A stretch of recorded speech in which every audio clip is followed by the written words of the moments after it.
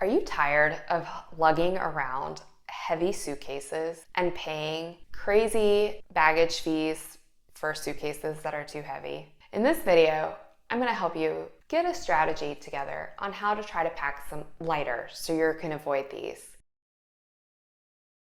Hey y'all, I'm Kimberly from Simply Organizing Life. Today, I wanted to focus on how to pack lighter. We all struggle sometimes with knowing how much to pack that is enough, but not too much. So hopefully this video will help you give you some guidelines. The first step is to think about your destination or destinations if you're going multiple places. What's the weather like? What are you going to be doing? Is it a formal thing or an informal vacation? Is it business or is it hanging out with the kids at the beach? All of these require different wardrobes. If it is a Florida vacation and it's anything like this past summer where it has been 90s and brutally hot, maybe you don't want to bring long sleeve shirts unless they are the kind that you swim in and have a cooling technology. If you're planning on bumming out by the beach during this time, maybe you don't want to bring those fancy dress shoes or those high heels that you've been eyeballing. It all depends. So really look at the weather. So obviously if it's going to be 90s versus 30s degrees Fahrenheit, 90s or 30s, different ways to pack. Maybe think about the weather when you're thinking about what you're packing. If you are going on a vacation similar to mine in a couple months where I am going on a cruise and then I'm going to the mountains in the fall, I'm going to be packing two different seasons in the same wardrobe. It's going to be a little tricky, but what I'll do is I'll think about the layers that I can pack. I will have shorts for the cruise, but be bringing pants for the mountains. I will have short sleeve shirts, but I can add a jacket easily or a sweater or something along those lines and make it a warmer outfit for when I go to the mountains. You have to think about your destinations. That leads me to my next point. You want to make sure you can streamline your wardrobe. You want to make sure pieces can match together. You're not creating one radical outfit that can only be worn once and none of the other pieces can be used for anything else.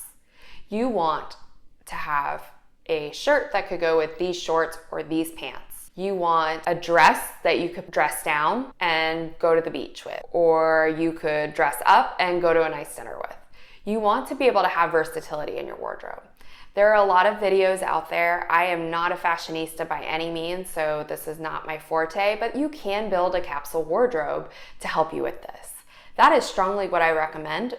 And a capsule wardrobe basically means that your stuff, you're limited to a certain number of things, but they match together. They are easy to mix and match. So you can create multiple outfits with the fewest amount of pieces possible. If you have one pair of shoes that goes with only one outfit and it doesn't work with any of the others, are you utilizing the most effective space in the suitcase? Is that why you're over your limit and have to pay the heavy baggage fees on a regular basis?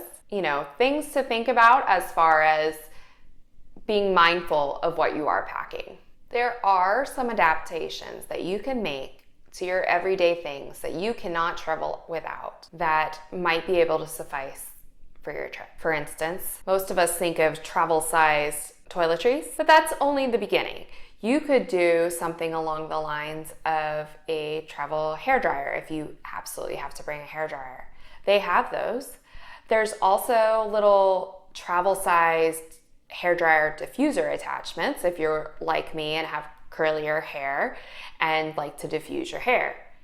You could bring a travel portable towel if you have a really strong towel preference and you're worried about the type of towels you're going to find. Those are the type of things you want to think about now. You also want to think about the size of the toiletries you're bringing. Travel sized ones that you buy individually aren't always the best, most efficient, cost-effective method. What I like to do is buy things like Go Tube at bottles and then fill it. They're leak proof. They are great for that in that regards. I used a whole bunch of them when I went internationally and they had no problem. This way I can bring just the amount that I need. I still packed several of those in my suitcase because my thought is I don't need to bring a giant thing of mouthwash, but I want to make sure I have enough mouthwash. So I brought a smaller container of it. And this way you can refill and from your own stash at home, and it saves you space, it saves you weight because you're not bringing the full-size bottle even if you're checking your luggage. Now, if you think it out and you realize that you would use a full-size bottle, then by all means, I'm not saying don't do that. I'm saying that if you normally have the big value pack size from one of the big box stores of mouthwash, for instance, do you need all of it for your 2-day trip? Most likely not, so maybe pack it in a smaller container and then you can always refill it for your next trip.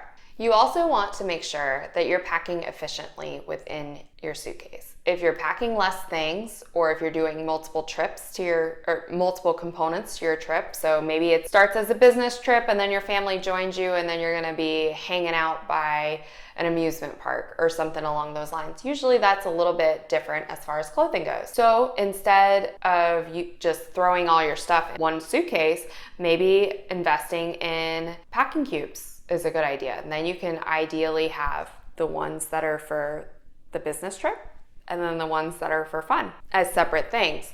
This way it's not confusing, you can keep it separate, you can stay organized. If you're using packing cubes, there's a lot of extra squishy space in your suitcase that you could fit things like shoes, and you can even put some things in shoes if need be. Or when you're traveling, you're going from hot to cold as far as environment, bring a layer or two on the plane with you, and then you're ready for your next thing without freezing and not being super hot prior to that. There's lots of little tricks like that. If you would like to see the video on more information for how to use packing cubes, I will include that link as well. Now, sadly, your vacation is over, but you had fun and bought some things. You bought your own souvenirs. Now, when you bought these souvenirs, did you think about how you were getting them home? You bought this huge vase and you're flying home. All right, is it gonna break? Is it gonna fit in your suitcase? How much extra space do you have? How much extra weight do you have? You can buy things that are non-breakable, which can definitely help, or you can figure out how to pack your clothes around some small breakable things to help minimize the impact. A lot of the places that I've been to have wrapped it very nicely for those that are traveling, and they are obviously tourists, so that helps too. But then you can use your clothes to smush around it to give it some more cushion. You could pack inside of it if you bought a bag. If you knew you were going to be gone for multiple weeks and you have the luxury of being able to have 2 bags checked for free, or you could do a carry-on, a personal item, and a checked bag, and all you brought was a checked bag and a personal item, you could always bring like a collapsible duffel bag that you could make into your second checked bag or your carry-on item because you only brought a personal item. And that way you can make more space for that. I don't recommend starting the trip that way because then you don't have the room to expand. When I studied abroad, I only brought 1 big suitcase, the biggest that I could do in the size limit, and a personal item over there. But I did pack a small duffel and I used that on my way back just to give myself extra room because I was gone for over 6 weeks. So that way I had room to expand if I needed to, and I did, and it was easier and I stayed within my weight limit, but all of it was still free because it was included with that particular one. So I hope you found some of these tips enlightening for you that you're able to use, trying to figure out how to plan a little bit more effectively for the weather, for the location, for what you're going to be doing, those type things. Thinking about how to pack as a capsule wardrobe. That way you can have mix and match items and not one outfit be the only outfit that goes together. This way it kind of has mix and match and you can make it work a little bit easier. You've gotten some tips as to how to pack a little bit smarter and tips for souvenirs as well. If you did find this helpful, please hit the like and subscribe button below. That will allow others to find this video and hopefully find as many helpful tips as you did. As always, this channel aims to help you create simple, optimized systems for your everyday life. Bye now!